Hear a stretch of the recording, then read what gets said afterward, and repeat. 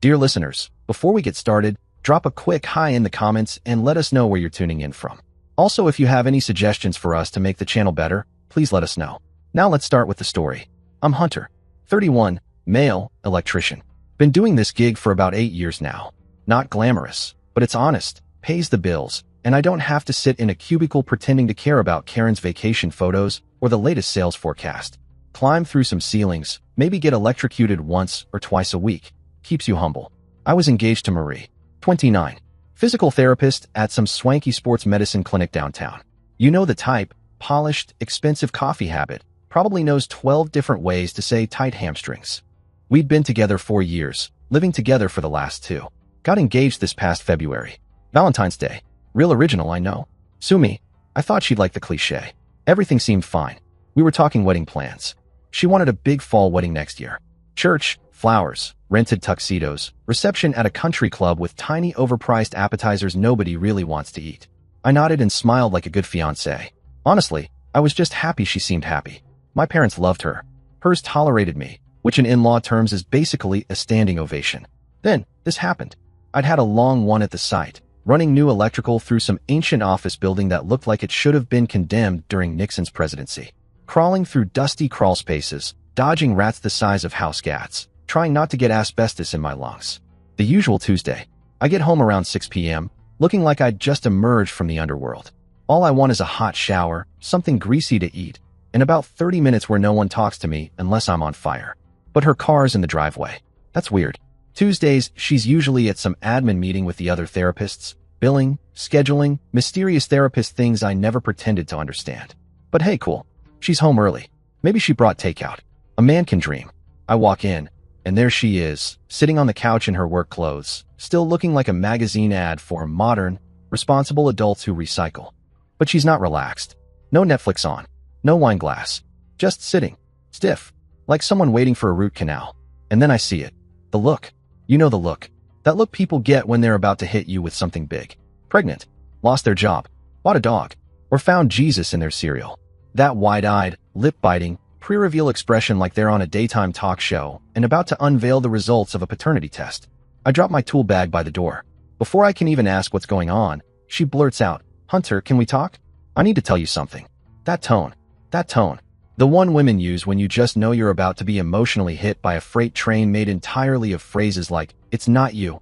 I just need to find myself." Or my personal favorite, "You deserve someone who truly loves you." "Okay," I said cautiously. "What's up?" She takes this dramatic breath, Oscar-worthy, and says it. "George proposed to me today." Just like that. No warm-up. No gentle intro. No, you should sit down for this. Straight up full-swing fastball right to the temple. I actually laughed. Thought it was a joke. Some story from work? Or something weird she read on BuzzFeed. Maybe one of her patients went rogue mid-stretch and dropped to one knee. "George," I said, still chuckling like a moron. "Your ex-boyfriend George?" She doesn't laugh. She just stares at me, dead serious. Like I'm the crazy one for thinking this isn't totally normal Tuesday conversation. My brain finally catches up. George. That George. The high school boyfriend. The one from 10 years ago. The one I'd heard about in that vague, he's part of my past kind of way. I thought he was buried under a pile of yearbooks and prom memories where he belonged. So I asked the obvious. "Since when are you seeing George?" She says, "I've been meeting with him for a while." Meeting. Like it's a boardroom. Like they scheduled it between Pilates and Betrayal. I blink. "A while." She nods. "Real serious. Since March." So let me get this straight. Since March, right after we got engaged, she's been sneaking around, meeting her high school ex like it's some damn Nicholas Sparks plot twist. While I'm busting my ass crawling through drop ceilings and dealing with squirrel-chewed junction boxes, she's out here reliving junior prom and playing footsie at coffee shops.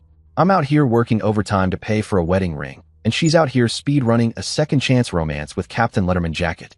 Then she says it. "He proposed." And I said yes. Just like that. No tears. No regret. No, "Sorry I ruined your life and canceled the catering deposit." It was like someone had punched me in the chest. Just sitting there, staring at this woman I'd planned to spend my life with. The woman wearing my engagement ring, my 3-month salary sparkle, while casually telling me she'd accepted another man's proposal like she was choosing a dinner special. And I mean, that was the kicker. She's still wearing my ring. Still has the nerve to wear it while dropping the nuclear bomb that she's engaged to George now. George. High school sweetheart turned homewrecker. Hell of a Tuesday. And then it all clicked. Suddenly, the past 2 months made perfect, glorious, soul-crushing sense. All those late nights at the clinic? Yeah, turns out not every patient was walking in with back pain. Some were walking out with my fiancé. The secret of phone calls I chalked up to billing issues or coworker drama. That was just George sweet-talking her with his probably still frosted tips. The new outfits? The sudden interest in lipstick names and perfume samples? She wasn't dressing up for the front desk. She was dressing up for him. And the emotional distance? I thought maybe she had cold feet. You know, pre-wedding jitters. Turns out she was just too busy getting emotionally hot and bothered for someone else. I looked her dead in the eye and said, "Take off my ring." She blinked. "Hunter, let me explain." "Nope. Take off the ring, Marie. And credit where credit's due." She did. Slowly. Pulled it off like it physically hurt, like she was removing a finger instead of a diamond. Set it down on the coffee table between us like it was some cursed object from a tomb. There it was. 3 months of my life savings, just sitting there, looking like it meant nothing. Which, apparently, it didn't. I stood up and said, "You've got 1 hour to pack your things and get out." She looked stunned, like I just told her I burned her Lululemon collection or kicked her cat. "Hunter, please, let's talk about this." 1 hour, I repeated. She opened her mouth again like she was going to launch into a TED Talk on closure, but I walked out before she could get it going. There was nothing left to say. She'd made her choice. Spoiler alert, it wasn't me. I sat in my truck, hands shaking so bad I couldn't even put the key in the ignition. Called my sister, Tiana, because I needed somebody to remind me I wasn't crazy. She wanted to come over, be all big sister comforting with wine and threats of arson, but I just needed Marie gone. Out of my house. Out of my life. Out of my goddamn future. 45 minutes later, she came outside with 2 suitcases, her perfect little rolling Samsonites like she was leaving for a romantic weekend getaway, instead of detonating a 4-year relationship. Tried to say, maybe we can still be friends eventually. Friends. After dropping a betrayal bomb worthy of a Greek tragedy, she wants to be friends. Like we'll just laugh about this one day over coffee. "Oh hey Marie, remember that time you got engaged to someone else while wearing my ring? Good times." She drove away. That was it. For years. One conversation. Done. I went back inside, and I swear to God the place felt like a tomb. Quiet, cold, lifeless. Like a museum dedicated to what could have been. Her ring was still there on the coffee table. I stared at it for a while. Debated if I should hurl it into the backyard or pawn it, and buy something meaningful like a punching bag or a very expensive steak dinner for one. But I just picked it up, put it back in the little velvet box, stuck it in my dresser drawer next to my old high school watch and the birthday card she once gave me that said, "Forever." Yeah, that aged well. The next few days were brutal. No sleep, no appetite, just a highlight reel of betrayal playing on loop in my head. Took some time off work because let me tell you, when your brain is full of heartbreak, you really shouldn't be dealing with live wires. Nearly zapped myself twice on Tuesday. My foreman caught me trying to walk through a ladder for the 3rd time. Pretty sure that's bad luck and a safety violation, and he sent me home. Honestly, probably for the best. My house had turned into some haunted museum of Marie's greatest hits. Her coffee mug still in the cabinet like it didn't just betray me every morning. Her favorite blanket folded neatly on the couch like it didn't just comfort her while she was planning her exit strategy. Little things. Stuff you don't even notice until someone's gone. And then suddenly, they're everywhere. Mocking you. But here's where it really takes a nosedive into the absurd. Within 24 hours, not a week, not a few days to let things cool off. 24 hours after Marie torpedoed our relationship, her entire family decided it was time to chime in like they were hosting a damn reunion special for The Bachelor. First came the text from her mom. "Hunter, I know this is hard, but Marie has found her soulmate. George has always been the love of her life. I hope you can understand and be happy for them. Be happy for them. Lady, your daughter cheated on me with a guy she probably slow danced with at homecoming to a Nickelback song. And you want me to be happy?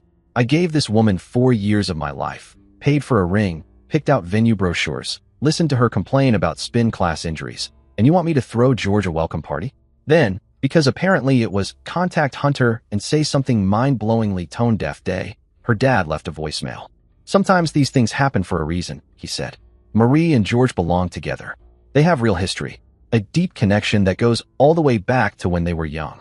Oh wow, real history, like the love letters they passed in geometry class. How romantic. Meanwhile, I'm over here with actual adult history. Paying bills, building IKEA furniture, and unclogging the drain she stuffed with half a bottle of her volumizing conditioner. Then he hits me with, "You seem like a good guy, Hunter. But sometimes love just finds a way." Right. Love finds a way. Like a raccoon finding a hole in your roof. just squeezes its grubby little paws through the attic of your relationship and wrecks everything. But it didn't stop there. Oh no, Marie's sister had to throw in her unsolicited 2 cents via text. I've never seen Marie as happy as she is with George. They're perfect for each other. True love always wins in the end. Oh cool, thanks. Glad to know I was just the rehearsal dinner before the main course. According to them, I wasn't a partner, I was just a human placeholder. A sentimental coffee table until George came back and reclaimed his rightful seat on the throne of high school glory. And the worst part? Not a single one of them apologized. Not one of them said, "Hey, sorry Marie emotionally torched your life like an arsonist with a scrapbook." Nope. Just a bunch of, "Isn't it beautiful how fate works?" And "You should really be proud of how gracefully you got dumped for a guy who still calls football life." So I blocked every last one of them. Social media? Gone. Phone numbers? Blocked. Emails? Filtered straight into the void. Didn't need their rom-com nonsense poisoning my head while I was trying to process the emotional equivalent of getting hit by a truck and then being told it was meant to be. Now, my parents, they handled it like humans. My mom actually cried. Like full on. Clutching a tissue and shaking her head cried. She loved Marie. Already had outfit ideas for the wedding. She was planning on wearing lavender, by the way, because apparently that flatters her skin tone and isn't too loud. And my dad? He just got real quiet. That kind of quiet where you know something's boiling under the surface. Then he looked at me and goes, dead serious. "You want me to go have a conversation with George?" I had to talk him down. Had to tell him, she is not worth it. Last thing I needed was my 58-year-old father getting thrown in county lockup because he was defending my honor or whatever. Though, I gotta admit, part of me appreciated that dad was ready to throw hands for his son. I mean, he's 58 with a bad knee and a Costco-sized bottle of antacids in the glove box. But he was ready. Real Old Testament vibes. Probably would have shown up at George's house in a windbreaker and New Balances, yelling something about family honor and swinging a socket wrench. God love him. But the real MVP through all this? My sister, Tiana. She became my lifeline. Like, if emotional support were an Olympic event, she'd be up there on the podium holding a gold medal and a carton of fried rice. Every couple days, she'd show up unannounced, usually with some kind of takeout, making sure I wasn't just surviving on canned chili and those sad little packets of instant noodles that had been in the back of the pantry since Obama was in office. She didn't do the whole, "you'll find someone new" crap or hit me with one of those inspirational quotes people slap over sunsets on Instagram. Nah, she just sat there, let me vent, and when I said, "Marie's a piece of," she'd finish the sentence with a resounding garbage. Absolute trash. I always knew it. Best part? She wasn't surprised. Not even a little. Said she'd been getting weird vibes from Marie for months. You know, little things. How Marie would zone out every time someone mentioned weddings or commitment, like she was mentally rewinding to prom night in George's dad's Camaro. I didn't want to say anything without proof, Tiana told me, biting into some lo mein. But yeah, she had that 1,000-yard stare every time someone brought up honeymoons. Like she was off in Narnia or wherever her high school boyfriend lives. She wasn't wrong. Tiana also helped me go through Marie's leftover stuff. And wow, it's incredible how much junk one person can accumulate in 4 years. The bathroom alone looked like the aftermath of a Sephora explosion. 10 different shampoos, half-used serums, a hairbrush that could qualify as a biohazard. Clothes in the closet she clearly forgot in her Marie Gets Her Groove Back escape plan. Books and yoga magazines scattered around like she was planning to open a mindfulness library in the living room. We boxed it all up. I dropped the boxes off at her sister's place. No note, no message, just rang the bell, left them there, and drove off like some petty, broken-hearted Amazon delivery guy. Work helped a little. Something about being on a job site with people who don't ask how you're feeling is surprisingly healing. My crew knew something big had happened, but nobody pried. Construction guys don't do emotions. You could be sobbing while rewiring a panel, and someone would just hand you a Gatorade and say, "Don't touch that ground wire while you're crying, bro." Then came the engagement announcement. 3 weeks after the breakup bomb. Professional photos. Matching outfits. Some park downtown with suspiciously perfect lighting and an oak tree that probably has seen more genuine love stories than these two clowns could fake. Marie and George, looking ecstatic. Her head on his shoulder, his hand on her cheek. Both of them with that glow like they just cured world hunger instead of casually detonating my life. And her ring? Bigger. Of course it was. Probably sparkles bright enough to be seen from the moon. Shouldn't have bothered me, but it did. Classic move. Had to one-up the ex-fiancé. Because nothing says mature adult like upgrading the ring like it's a flex. Meanwhile, I'm sitting there with my budget diamond tucked away in a sock drawer next to my dignity. The comments on the post? Even worse. Meant to be. True love always finds a way. So happy you found each other again.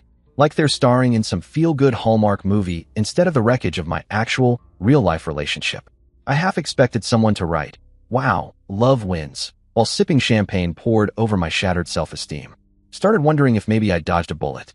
I mean, anyone who can toss away 4 years for a little high school nostalgia probably wasn't exactly marriage material.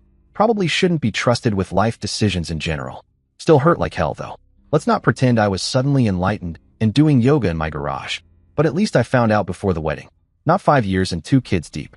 Tiana kept reminding me, over and over, between bites of General Tso's, that this said everything about Marie's character and nothing about mine. That I deserved someone who wouldn't even consider leaving, let alone actually do it. Someone who saw commitment as something valuable, not something you toss out like expired yogurt the second a shinier option comes along. And Tiana was right. She's usually right, annoyingly enough. But just because something makes sense doesn't mean it doesn't feel like getting kicked in the soul by a steel-toed boot. When someone you love decides you're not worth keeping, logic doesn't exactly throw you a parade. It just sits in the corner, quietly nodding while your heart gets trampled by memory lane. After that engagement announcement fiasco, I stopped looking at social media altogether. Figured whatever happened next in their cute little fairy tale wasn't my business anymore. Let them ride off into the sunset on the back of George's midlife crisis, for all I cared. I had to focus on my life, on building something from the wreckage they left behind. And surprisingly, I was doing okay. Past few months? Solid. Work's been steady. Picked up a few lucrative side jobs rewiring fancy homes for people who name their dogs after wine. Finally got my head back on straight after the whole Hunter gets publicly humiliated and emotionally suplexed arc. Then yesterday happened. And for a second, I wondered if I'd slipped into some kind of alternate dimension where up is down, cats drive cars, and people have completely lost their minds.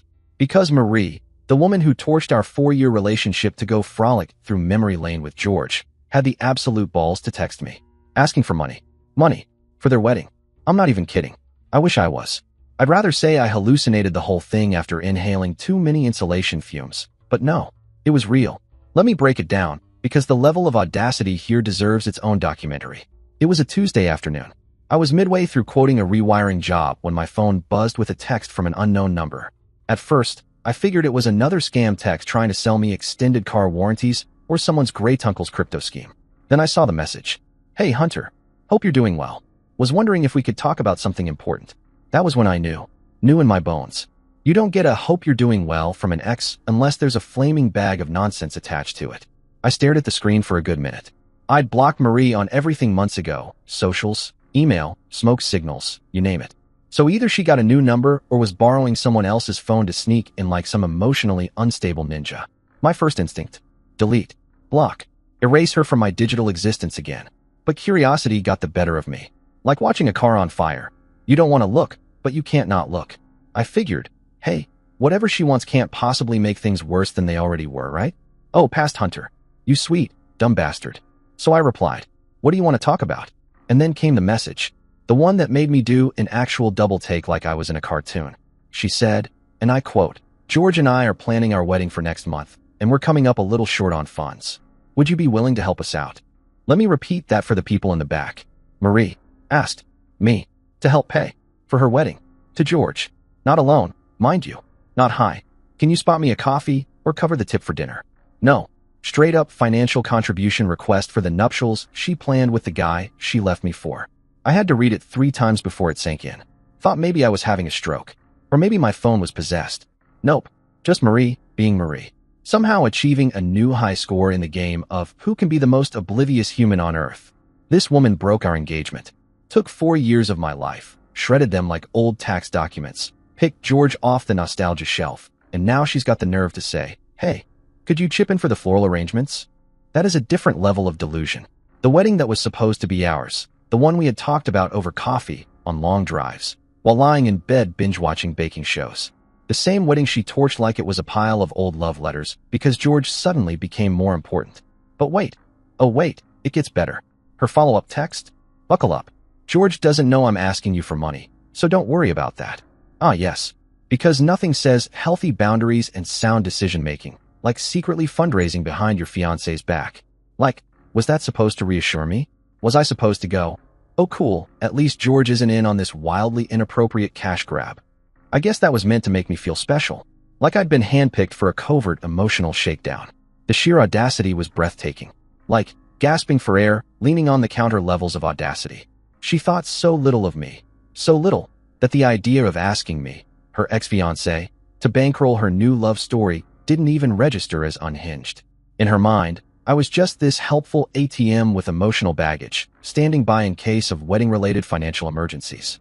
I sat there, staring at my phone for 10 minutes. 10 full minutes. Not blinking, just trying to decide if I was being punked. Maybe George was behind it, testing to see if I'd freak out. Maybe her friends had cooked up some twisted prank. I even checked to see if the number belonged to some comedy hotline for broken-hearted idiots. But no, the tone was completely serious. Deadpan, like she was asking for sugar, not several $1,000s to fund her vows to another man. Part of me wanted to call her. Just go full scorched earth. Yell about how unhinged the request was, how insane she'd have to be to even type that out with a straight face. I mean, if delusion were a competition, she was heading straight for regionals. But I knew better. That's what she wanted. A reaction. A dramatic back and forth she could twist into a story about how Hunter's still not over me. So instead, I kept it simple. Texted back, "Why on earth would you think I'd want to help with your wedding expenses?" And that's when she sent me the cherry on top of the whole Sunday of idiocy.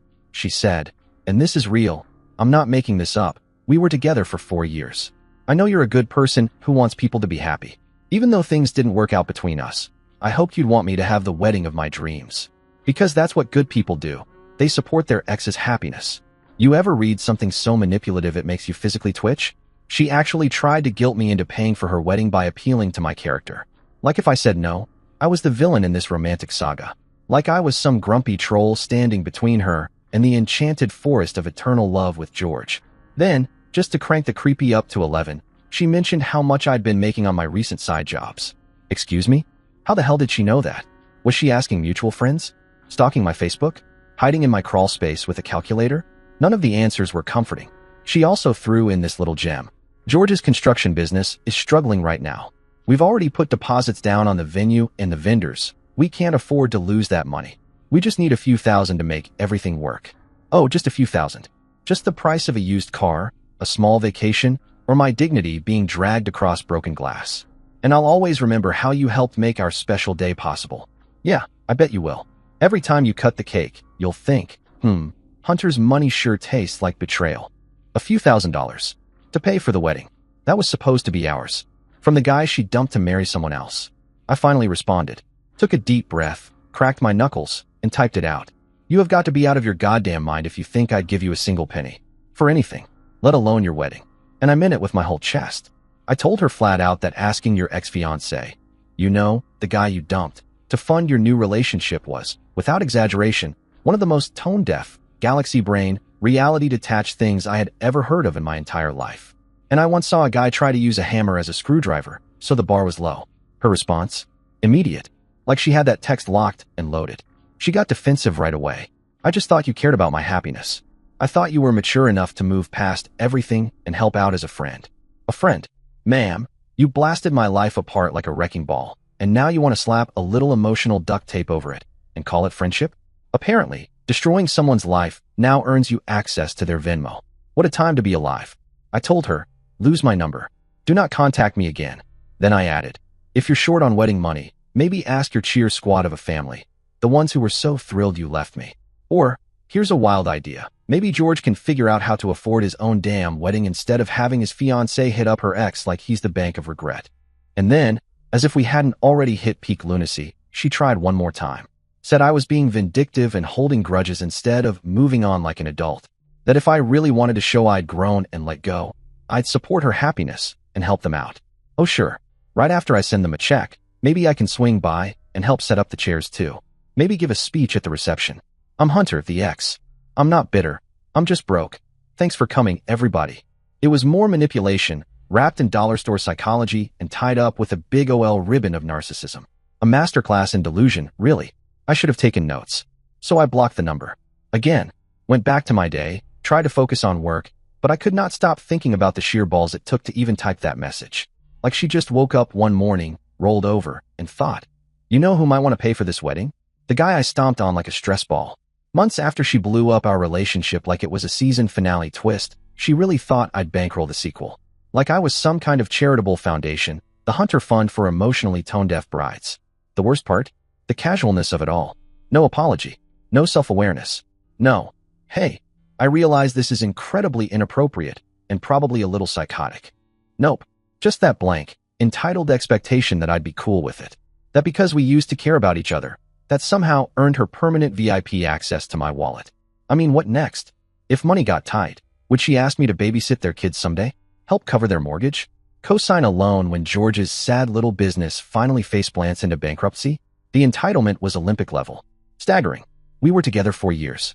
You'd think in all that time she might have learned something about me, who I am, what I stand for. But clearly not. Because if she really knew me at all, she'd know there's no way in hell I'd fund her wedding to another man.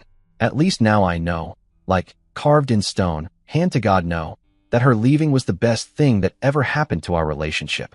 Hell, it might be the best thing she ever did for me. Can't even imagine being legally tied to someone with a moral compass that points to whatever works for me right now. It's funny. For a long time I thought maybe I'd dodged a bullet. Turns out I dodged a full-blown missile strike. Because, folks, fairy tales? Yeah, they don't always have happy endings.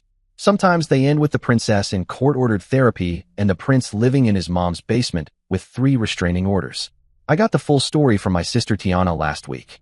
God bless her. She'd been hearing whispers through the grapevine, but waited until she had the full, juicy download before calling me. Which was smart. Because what she had to say, chef's kiss. Honestly, I should have made popcorn. So here it is. Marie and George's perfect love story. Their reunited high school soulmates, fantasy, lasted exactly 6 months before going down in spectacular flames. Apparently, George had been cheating on her since day one. And we're not talking about the occasional sketchy DMs or a one-time, oops, I thought she was my cousin, kind of slip up. No, my man was out here running 3 full-blown relationships at the same time. Full-on girlfriends, dates, sleepovers, romantic weekends, feelings. He wasn't cheating, he was running a damn franchise. And, of course, one of these poor women finally figured it out. Sherlock Holmes'd her way through his lies and decided it was time to burn it all down. She contacted Marie directly, with screenshots, photos, and, wait for it, videos. Yeah, videos. Like it was a Netflix documentary. There was no wiggle room. No, it's not what it looks like, or she means nothing to me. It was exactly what it looked like, and it meant exactly what it meant. So Marie confronts George. And you'd think, this would be his cue to grovel, maybe cry, pull out a sad little speech about how he's broken inside and afraid of love. Nope. Instead, he looks her dead in the eye and says he's not ready to be tied down, and she should have known better than to expect monogamy from him. Oh, so, cheating is just part of his personality now? Like, sorry babe, I'm a Leo and a serial philanderer, it's in my star chart. But wait, because, believe it or not, the cheating? Not even the worst part of this nuclear train wreck. They got into a huge fight at his apartment. Started with the usual yelling, finger-pointing, classic, you ruined my life dialogue. But then George went full psycho. Marie told him she was leaving, and this man, this great romantic hero of hers, grabbed her. Hard enough to leave finger marks on both arms. Then, when she tried to walk out, he shoved her into a wall. Hard enough to give her a black eye and make her hit her head. Because apparently, along with his commitment issues, he also came with a side order of violent tendencies. Neighbors heard the chaos and called the cops. And Tiana said this wasn't even the first time. Marie had been showing up places with mystery bruises for weeks, brushing it off like she fell at work or bumped into a doorknob. Every cliche in the, I'm totally fine, please don't ask handbook. Classic abuse victim behavior. And no one really saw it until it got too obvious to ignore. And all I could do, sitting there on my couch, half-eaten burrito in hand, was let that timeline sink in. 6 months ago, she walked out of a stable, respectful 4-year relationship because George, her high school fantasy, blinked in her direction.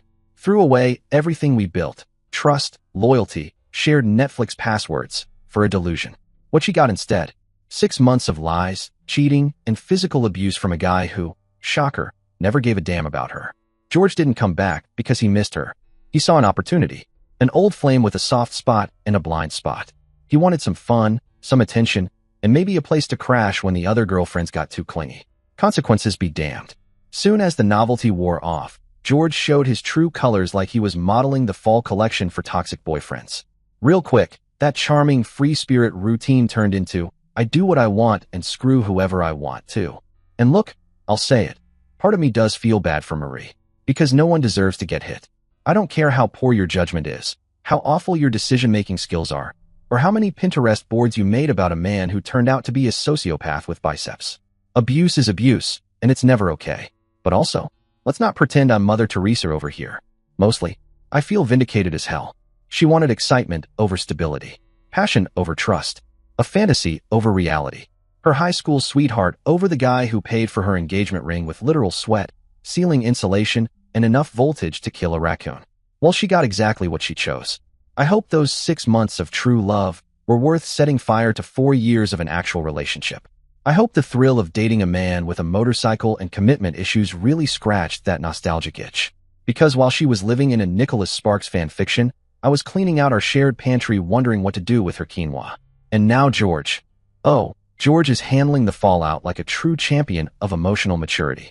Instead of, I don't know, showing an ounce of remorse or signing up for anger management like a functional adult, he's out here doubling down on being a grade A toolbag.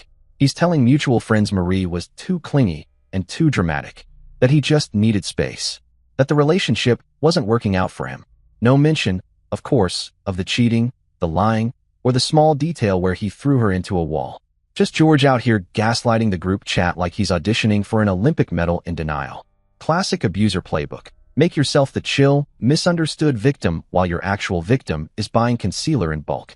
And Marie? Yeah, she's back living with her parents now. You know, the same parents who cheerleaded her decision to leave me. The ones who sent me heartfelt texts about how she'd found her soulmate and how I should be happy for her. Now they're watching their golden girl try to tape her life back together with therapy and regret. Suddenly, they're not so jazzed about George. Apparently, cheating and domestic assault really kill the honeymoon vibes. It's weird, right? How reality has this nasty habit of exposing who people really are. Where's all that true love always finds a way energy now? Where's the wedding slideshow and champagne toast? Turns out when your daughter gets shoved into drywall by her dreamboat fiancé, the fairy tale starts to look more like a horror movie. Tiana told me even mutual friends have started asking about me lately. People who remember how everything went down and are finally putting 2 and 2 together. That I was the stable one, the grown-up, the guy who didn't have 3 side chicks and a rage problem. She asked what I wanted her to say, and I told her to let them know I'm doing just fine. Actually, scratch that. I told her to say I'm thriving. And it's true. Been seeing someone new for a few months now. Her name's Ria, and she's nothing like Marie, which is exactly what I needed. Ria actually knows the whole Marie saga, start to finish, and the best part? She doesn't make it weird. No side eyes, no do you still talk to her? Passive-aggressive nonsense. She just acknowledges that what happened sucked, nods like a sane person, and focuses on us. On building something that actually resembles emotional maturity instead of whatever Marie and I were doing near the end. It's refreshing, like switching from swamp water to spring water. There's no drama, no games, no emotional booby traps. We've been taking it slow, no pressure, just seeing where things go, mutually. A totally novel concept after watching Marie blowtorch her entire life for a fantasy reunion that turned out to be a straight-to-DVD disaster. The contrast? Let me tell you, it's not even subtle. I'm over here building something solid with someone who actually wants to be here, who chooses me without needing a whole season of plot twists first. Meanwhile, Marie's over there doing damage control on a romance that exploded like a microwave burrito. And honestly, sometimes the best revenge is just living well. No screaming matches, no clapbacks. Just peace and someone who doesn't lie, cheat, or toss you aside for some blast from the past with a god complex and a 3-girlfriend rotation. Marie wanted excitement instead of boring old stability. Well, she got plenty of excitement. Just not the kind that comes with roses and bubble baths. More like police reports and restraining orders. And guess what? Now she's been trying to crawl back into my life like a raccoon knocking over your trash cans at 2 a.m. It started about 2 weeks after Tiana told me the whole George implosion. My phone starts blowing up with numbers I don't recognize. First, I figured it was work calls or someone trying to extend my car's warranty. So I ignored them. Big mistake. First voicemail, Marie's voice. And let me tell you, it sounded like a Lifetime movie in audio form. She was crying. Not like, I stubbed my toe crying. No, full-on ugly cry. Voice cracking, sniffling between every other word. Breathless like she just ran a 5K through regret and poor life choices. Said she needed to talk. Said she'd made a huge mistake. Said she really needed my help. I deleted it before she even got to the part where she probably begged me to save her from her own consequences. Sorry, but I'm not in the business of crisis management for exes. She made her choice 8 months ago. Team George and the high school reunion tour. Living with that choice? That's her problem. not mine. But it didn't stop there. Oh no, the calls kept coming. Different numbers every time. Like she was borrowing phones from friends, or using burner apps like she was trying to launch a career in low-level crime. Sometimes 2, 3 times a day, always going straight to voicemail because at this point, I wasn't answering anything that didn't come with a saved contact and a hint of sanity. And the voicemails? They got progressively more desperate. Like, if they had a soundtrack, it'd be a slow descent from sad violin to full-blown pipe organ funeral music. They started with apologies. I'm so sorry for everything, Hunter. I didn't realize what I had until it was gone. You were the only real thing in my life. Then they pivoted. Suddenly, it was all about George. How he'd lied to her, cheated on her with multiple women, made her feel worthless. How he gaslit her, humiliated her, and made her feel stupid for ever believing in him. And finally, she said it. Quietly, like she was afraid someone was listening. She said he got violent when she tried to leave. And she was scared of what he might do next. The messages just kept escalating like she was building towards some Oscar-worthy performance. At first, it was your standard, I messed up, please forgive me routine. She started talking about how she finally realized I was the good guy all along. Wow. Stunning revelation, Marie. Only took getting emotionally wrecked, cheated on, and thrown into a wall by your high school dreamboat for that light bulb to flicker on. She said George had shown her what real love wasn't. Which, sure, if you define real love as a combo pack of gaslighting, cheating, and occasional domestic battery. According to her, being with him made her see what she'd thrown away. I was apparently some kind of unsung hero in her dramatic little redemption arc. The man she should have known was the one. I could practically hear the soft piano music swelling in the background of her voicemails. It was all textbook manipulation. Paint herself as the poor, misguided victim. Make me the wise, kind-hearted ex who had every right to hate her, but maybe still had a flicker of love in his heart. Cue the guilt trip. Then the real kicker came. She wanted to try again. Yeah, you read that right. Try. Again. She knew she'd hurt me, but people make mistakes. Couldn't we just work through it? Start over? Like she didn't detonate our relationship with the grace of a raccoon juggling lit fireworks? She said she was a different person now. Sure, Marie. You had a 6-month crash course in red flags and restraining orders, and now you're suddenly relationship material again? Forgive me if I'm not lining up to re-enroll in that circus. This is the same woman, mind you, who was sneaking around with her ex while helping me look at wedding venues. The same person who smiled at my mom across a dinner table while actively planning her emotional exit strategy. She kept rambling in the voicemails, getting longer and more detailed. She talked about all these small things she missed, how safe she felt with me, probably because I never shoved her into a drywall corner, how I never made her feel insecure about other women, because, I don't know, I didn't have other women, how she used to take all that for granted. And now, suddenly, I was Prince Charming in her memory reel. She even talked about missing our apartment. Said it felt like home, like we were building something together. Compared it to George's place, which apparently always felt temporary. Yeah, well, maybe that's because George was too busy entertaining his 3 side chicks to put up shelves or buy a welcome mat. Some of the messages stopped being sad and turned angry. Accused me of being cold, heartless, emotionally stunted. Said I was holding grudges and not mature enough to help someone I used to love. I won't lie, those ones made me laugh out loud. Like actual wheezing laughter.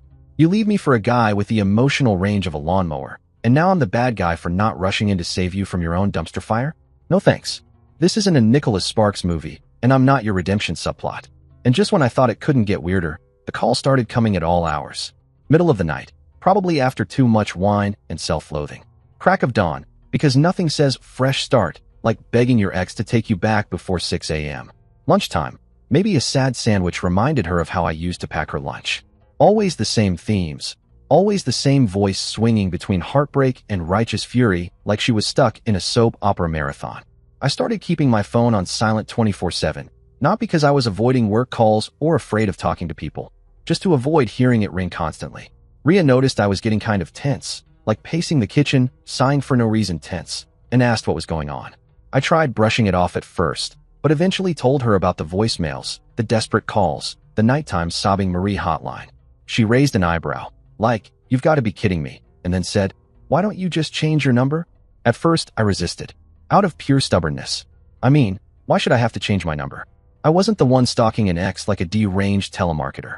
But Rhea, being the voice of reason she always is, said, your peace of mind is worth more than proving a point to someone who's not going to get it anyway. Damn it. She was right. Even though I wasn't answering the calls, just seeing missed call, unknown number 6 times a day like some twisted countdown timer was exhausting. It was like a reminder that someone, somewhere, was still trying to drag me back into a life I wanted no part of. But before I could make the call to my carrier and do the whole number change dance, the calls just stopped.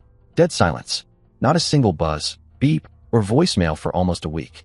Longest break I'd had since the Marie meltdown tour began. I thought, finally, she got the message. Maybe she found a hobby, or a therapist, or a new poor soul to emotionally steamroll. Turns out, I was wrong. Because of course I was. This is Marie we're talking about. She wasn't done trying to get my attention. She was just switching tactics. New strategy, live action drama. It was Saturday morning. Ria had stayed the night, pretty normal by now. We'd been talking about her officially moving in, maybe finding a bigger place. Slow steps, steady progress. You know, healthy adult relationship stuff. I was in the kitchen flipping pancakes, feeling very domesticated and proud of myself, while Ria was in the shower. Then came the pounding. And I mean pounding. Not knocking like a normal human being. No, this was open up hits the police level pounding. Like the building was on fire, and the only extinguisher was behind my couch. I looked through the peephole, and my stomach dropped. There stood Marie, and right beside her, her mother. It was like some twisted buddy cop movie starring emotional chaos and rage mom. Marie looked like she'd gone through a blender. Eyes red and swollen, mascara smeared across her cheeks like she'd applied it with a Sharpie. Her hair was this tangled disaster of regret, and she was wearing one of those oversized sweatshirts that practically screamed, "I gave up on everything, including pants." Her mom looked, well, let's just say if facial expressions could file restraining orders, mine would've. She looked furious, like she'd dragged Marie here on a mission from God. A mission to fix her daughter's problems. And unfortunately for me, I was apparently the problem. Same woman who'd texted me months ago about how Marie had found her soulmate was now standing on my front porch like she was about to file a noise complaint against her own dignity. She looked like she'd aged 5 years and lost every ounce of that smug, self-righteous glow she had when she told me to be happy for Marie and George. I didn't open the door. I just stood there, listening to the chaos on the other side like it was a bad radio play. They kept pounding, more frantic by the minute. I could hear Marie's voice through the wood, all cracked and shaky, whisper crying my name like we were in the third act of a rom-com that definitely shouldn't have a sequel. Just talk to me for 5 minutes, Hunter. Please. Just 5 minutes. Meanwhile, her mom wasn't even pretending to be subtle. "We know you're home, Hunter. Your truck's right there." "Oh no. Busted." The ultimate detective move, visual confirmation of parked vehicle. Whatever shall I do now? Then Ria came downstairs. She was wearing one of my t-shirts, because of course she was, and her hair was still damp from the shower. Looked relaxed, happy, unbothered. The absolute antithesis of the hot mess sob squad standing outside. She asked, "Who's knocking like they're the fire department?" I just shrugged. My ex and her mom. Before I could even think about stopping her, Ria walked straight to the door and opened it like it was no big deal. And the silence that followed? Glorious. Marie's face did a full emotional gymnastics routine in 2 seconds. Shock, confusion, horror, rage. It was like watching someone do 5 cartwheels in a row and land straight on their ego.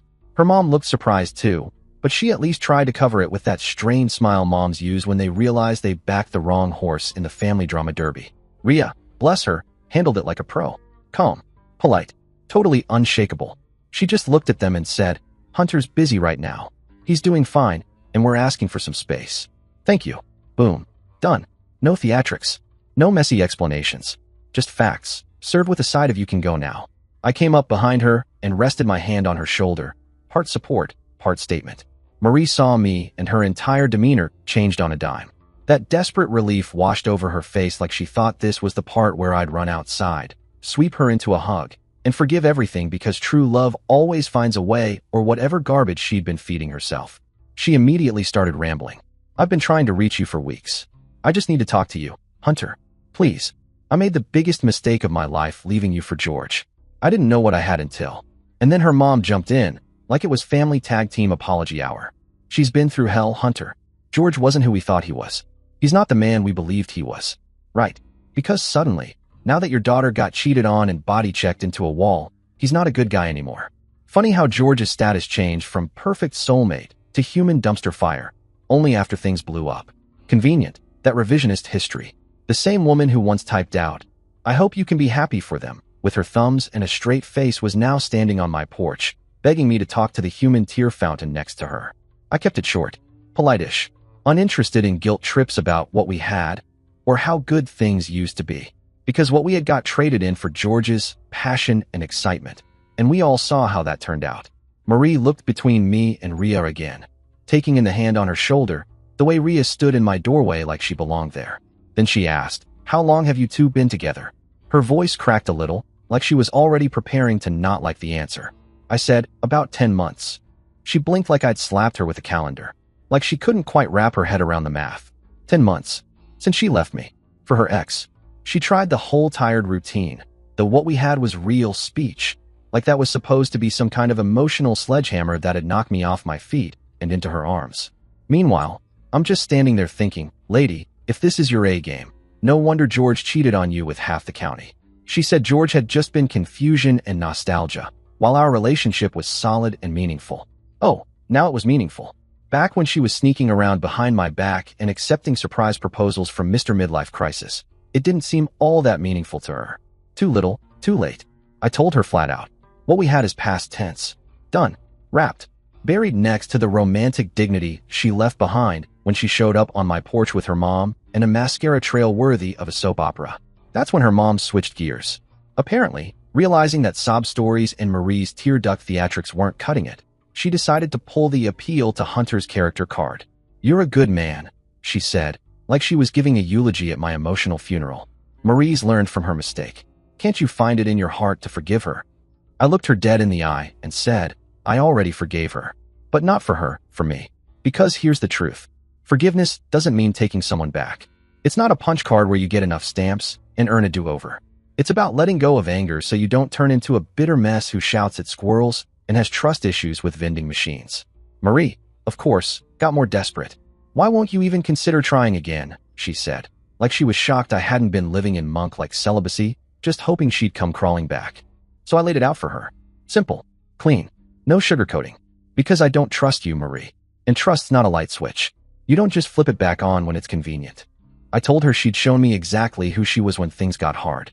And that person was someone who jumped ship for a teenage fantasy the second she got cold feet. You don't accidentally fall into your ex's arms for 6 months. That's not confusion. That's a conscious series of selfish decisions. She tried the "I was confused about my feelings" routine again. I shut it down. "No," I said, "you weren't confused. You were selfish. You wanted to keep me as backup while you went and kicked the tires on George to see if he still had that high school magic. Then came the waterworks. Full-on ugly cry. Mascara looked like it was trying to abandon ship too. People make mistakes," she sobbed. "Yeah," I said. "And I gave you 4 years and a ring. That was your chance. You traded it for 6 months with a guy who couldn't keep his pants zipped." She started describing those 6 months as hell, and went on about how George was nothing like me. Well, yeah, if George was like me, he wouldn't have been juggling women like a birthday party clown. But I told her flat out, "That's not my problem. I'm not your cleanup crew. The consequences of your decisions aren't my mess to fix." Her mom took one last stab at it. "You really wouldn't even consider taking back someone who realizes what she's lost?" I smiled. One of those tight, polite, bless your heart kinds of smiles. "She didn't realize what she lost," I said. "She realized her backup plan was better than her first choice. That's not the same thing." And the entire time this dramatic tragedy was playing out on my porch, Rhea stayed right beside me. Didn't flinch. Didn't roll her eyes. Didn't need to say a word for me to feel her support. She answered their questions calmly when asked, didn't get defensive, didn't posture or mark territory like some reality show contestant. She didn't need to. Marie noticed. And that's when her sadness started to shift, started curdling into bitterness. I could see it in her eyes. The realization that not only had I moved on, but I'd upgraded. Rhea was everything she wasn't. Grounded, kind, drama-free. Then came the next question. One that Marie clearly couldn't help herself from asking. "How long have you been with her?" I answered without missing a beat. 10 months. Her eyes widened. Like I just told her I faked the moon landing. 10 months. Since she left me. For her ex. Because she decided George meant more. I looked at these two women standing on my doorstep. One who blew up a 4-year relationship for a high school fantasy. And one who practically threw a parade for her daughter's soulmate. Until that soulmate turned out to be a walking red flag factory. 10 months ago, if Marie had looked at me with those teary eyes and begged me for 5 minutes, I probably would have thrown open the door and asked if she wanted pancakes while we talked. I would have done anything for her. Married her. Built a life with her. Put her first always. Trusted her completely. Now she was just a cautionary tale in my rearview mirror. A story I might tell Ria someday when we're drinking wine on the back porch and laughing about how close I came to making the dumbest decision of my life. Marie wasn't my fiancée anymore. She was just some woman from my past who made a string of terrible choices and wanted me to hit life's undo button on her behalf. But that's not how this works. This isn't a Netflix rom-com where you crash someone's life and win them back with a sad speech and a wet hoodie. So I told them no. Simple. No dramatics. No monologue. Just no. And man, that hit harder than anything I could have screamed. Marie's face crumpled like she'd just read the spoiler ending of her own love story and realized she wasn't the hero after all. Her mom looked at me like I'd just unplugged her daughter's life support.